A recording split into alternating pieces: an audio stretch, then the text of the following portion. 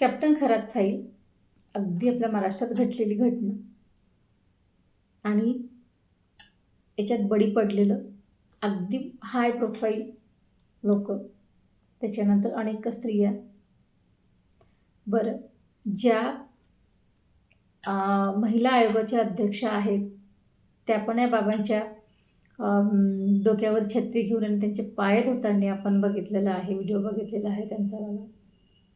आणि मग जर अशा स्त्रिया, जर अशा मोठ्या पदावर असणाऱ्या स्त्रिया जरच फसल्या किंवा त्यांना बळी पडल्या, मग आपल्या अधिकारांचं काय? आपण आपले जे काही अधिकार आहे ते मागायचे कोणाकडे? हे आहे.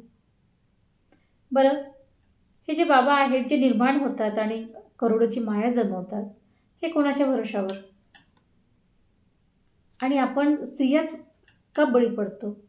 हे प्रश्न आपण कधी करतच नाही, आपल्याला जमतच नाही आणि ते केले पाहिजे. एकदा आपण त्या बाबाच्या नांदी लागलो की फसल्याशिवाय राहत नाही.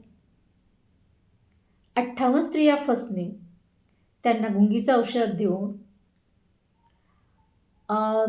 त्यांच्यावर लैंगिक अत्याचार करणे, उष्णसारखं जल मोठ्या मोठ्या लोकांना देणे आणि या जलसाठी अगदी लाईन लागणे किंवा मग आपल्या गाडी घेऊन, हेलिकॉप्टर घेऊन या जलसाठी येणे, आपण हे सगळं ऐकत आहोत. आणि या बाबांचे तर नवीन नवीन जे पैलू आहे ते निघत आहे. एक एक गोष्टी समोर येत आहे. लाखोची प्रॉपर्टी जमा केलेली आणि मग एकदा लाखोची प्रॉपर्टी जमा झाली की मग काही करा, मोकळे असतात. आपण स्त्रिया, अनेक स्त्री म्हटलं की तिला अनेक काही ना काही प्रॉब्लेम असतं आणि मग एकदा ती अशा बाबांकडे गेली की ती फसल्या जाते. तो बाबा असा जाळ्यात फसवतं की निघणं मुश्किल होते, निघताही येत नाही. मग अशा वेळेस ना आपण आपल्यालाच प्रश्न केला पाहिजे की धाग्या दोऱ्यांनी, प्रसादांनी, पाण्याने खरंच कधी कुणाचं भलं झालं का? झालं असतं तर मग समाजात दुःख राहिलंच नसतं, सगळेच आनंदी झाले असते. आपण हा विचार करत नाही.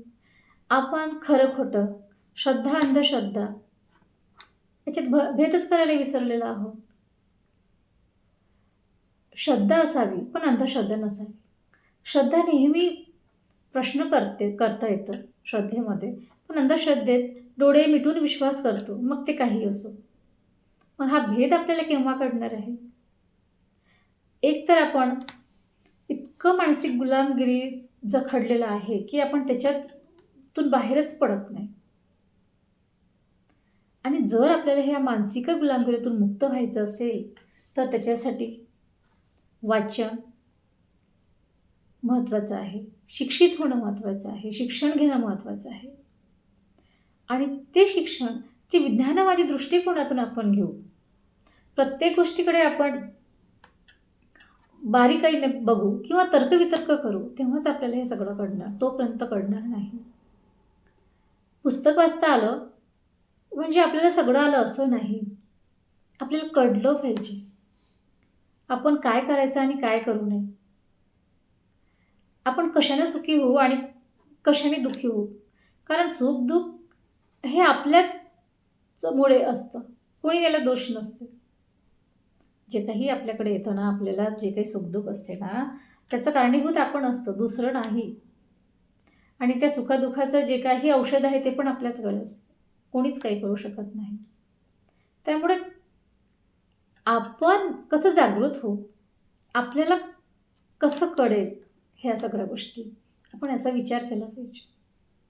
तेव्हाच आपण अशा बंधुबाबाच्या जाळ्यात अडकणार नाही आणि आपला संसार आपण खराब करणार नाही, तोडणार नाही.